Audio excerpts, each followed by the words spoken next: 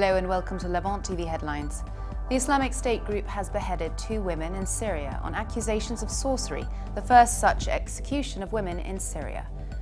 The UN Security Council is condemning the fighting and use of heavy weapons by Syrian armed forces and jihadists in the Golan Heights. An attack on Houthi rebel leaders in the Yemeni capital Sana'a, claimed by the Islamic State group, has killed at least 28 people. Tunisia has announced emergency measures to support its vital tourism sector after the country's worst ever jihadist attack at a popular beach resort, which is expected to wipe $500 million off the economy. And the Iranian Foreign Minister Mohammad Javad Zarif has arrived back in Vienna for nuclear talks with world powers after holding consultations in Tehran. Now let's take a look at the top headlines in today's newspapers in the Middle East.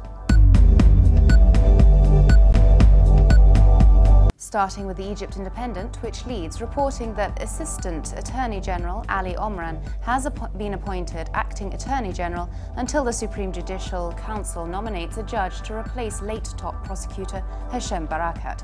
The paper also reports that Egypt has deployed heavy security forces across Cairo amid preparations for the burial of the country's prosecutor general, killed in a car bombing the day before, the first assassination of a top Egyptian official in nearly 25 years.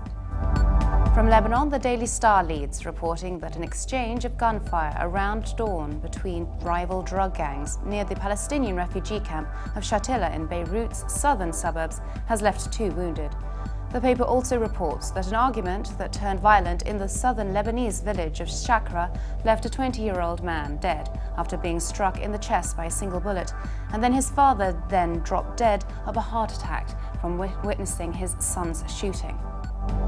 From the UAE, the Khalij Times leads, reporting that State Security Circuit has sentenced Ala Bada al-Hashemi to death over the premeditated murder of American schoolteacher Ibolia Ryan inside the washroom of a mall on Reem Island in Abu Dhabi last year. The paper also reports that a system has been reached in talks between Iran and major powers towards a nuclear deal that will give the UN atomic watchdog access to all suspect sites. Now let's take a look at the top Middle East headlines from the UK papers.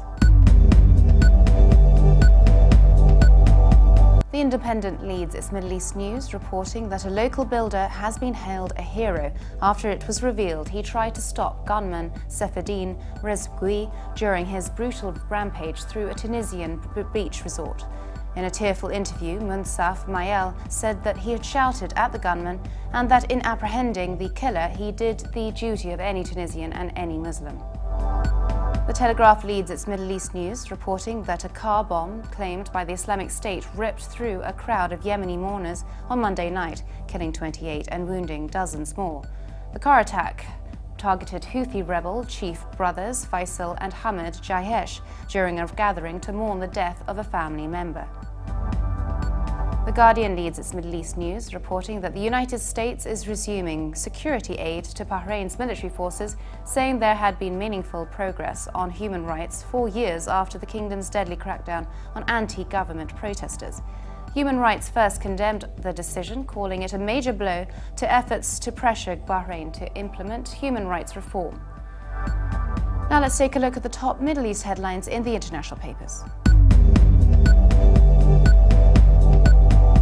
From Germany, the Deutsche Welle reports that UN Secretary General Ban Ki-moon called for an inquiry after an Arab coalition airstrike in Yemen seriously damaged a UN Development Programme office and injured a guard in the city of Aden. Farhan Haq, a spokesman for the United Nations, said that Ban also called for a return to peace talks.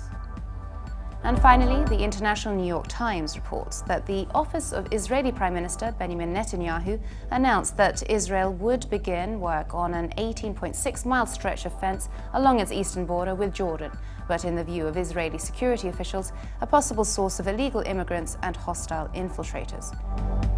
And for more updates, please visit levant.tv.